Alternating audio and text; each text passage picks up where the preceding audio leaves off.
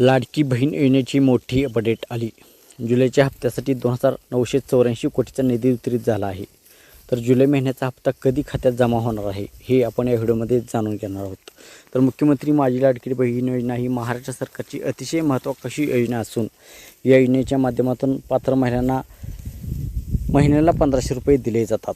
महिलांच्या दृष्टिकोनातून अतिशय महत्त्वाची असलेली ही योजना आहे.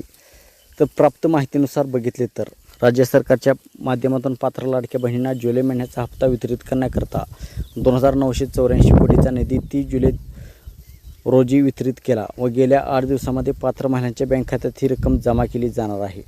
जर या योजनेची राज्यातील स्थिती बघितली तर तब्बल 26.34 लाख लाभार्थी आतापर्यंत अपात्र ठरले असून महाराष्ट्र शासनाच्या महिला व बालकल्याण विभागाकडून अर्जाची छाननी देखील सुरू करण्यात आली आहे. या योजनेत जे अपात्र महिलांना लाभ घेत आहेत त्यांना शोध घेण्यासाठी माहिती तंत्रज्ञान विभागाच्या माध्यमातून माहिती मागवण्यात आलेली आहे.